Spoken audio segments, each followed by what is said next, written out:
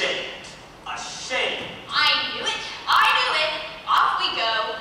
One day I'll strangle that woman. By the way, what did she come up about anyway? I never did find out. It appears you've decorated the pulpit for the Harvest Festival. What about it? The pulpit has always been Miss Skilling's territory. Oh, darling Lionel, I didn't do it on purpose. I swear I did. Only that old cow wouldn't believe it. Penelope, I must ask you to moderate your language. You know in your position you should behave a little more decorum. You mean I should act the vicar's wife a little more? Not act, but be the vicar's wife, Penelope. That's the trouble. Can't you forget you've been an American actress and behave more as if it's the niece of a bishop? And just how is that? The only other bishop's niece I know is in the chorus. I believe you're deliberately trying to provoke me. May I ask you just one question?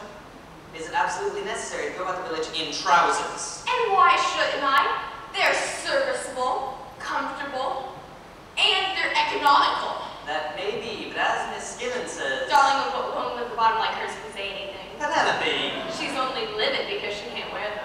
I refuse to stay here any longer and listen to your vulgarity. Oh, and another thing. Excuse me. What is it, Ida? It's Willie Briggs from the farm, sir. He's waiting at that door. I'll see him at once.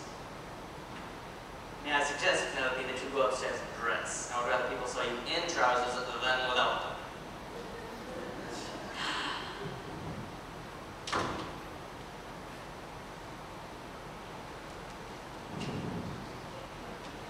She's still in, Who are you talking about, Ida? Miss Skilling, She's in the garage. What is she doing there? Mending her bicycle. I punctured it. Purposely? No, Mum. For spite.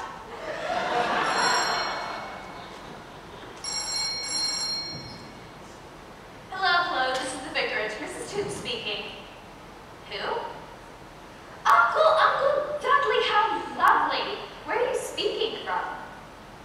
Badcaster? What on earth are you doing there? Coming on here? When? Tomorrow, but why not tonight? I see, we'll make it as early as possible in the morning. Why not? I see. You're a wicked old man. Well, you take an awful lot of living up to. No, I can't explain now. It takes too long.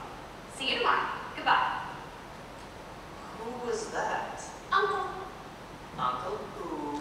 Uncle Dudley. No, not the bishop. Himself. Gracious. What was that you said about seeing him tomorrow?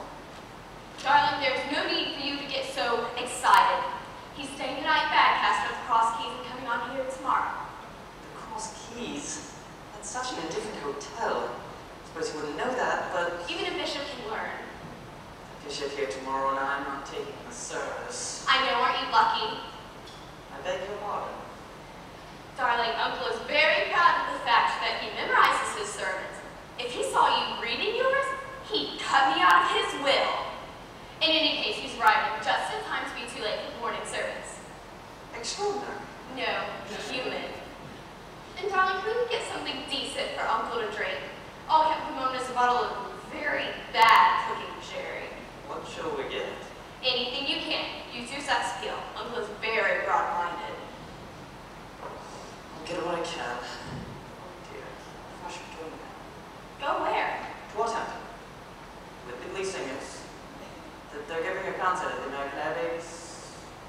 Briggs has just arrived to inform me that their pianist is ill, and as they can find no one else to ask, I will deputize for them. And why shouldn't you? But with the bishop arriving tomorrow, and I've never met him. Darling, there's no necessity for you to prepare yourself for the occasion. Off you go and enjoy yourself. I should hardly describe playing the piano for the Glee Singers as enjoying myself. But I suppose I must do it. Briggs is waiting for me now. Will you be back late, darling? I shouldn't think so, although Briggs did say something about a supper at the concert. Supposedly the prince will feature of the evening. Are you sure you won't be let me know? Of course not. Why should I? Well, goodbye, Penelope. Please, sir. Willie Briggs is at the back door, sir. He says time's getting on. I'm just coming. You will go upstairs and put beautiful my clothes on.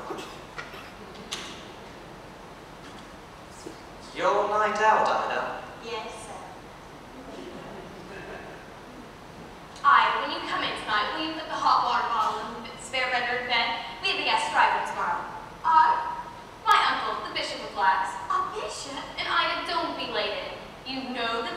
like you out after 10, Americans or no Americans.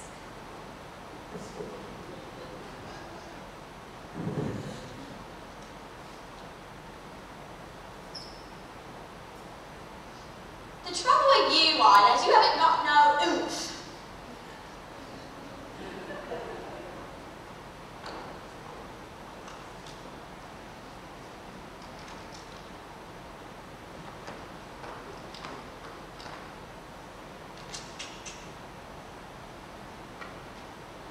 Was you wanting anything? Oh, you startled me, Ida. I didn't see you there.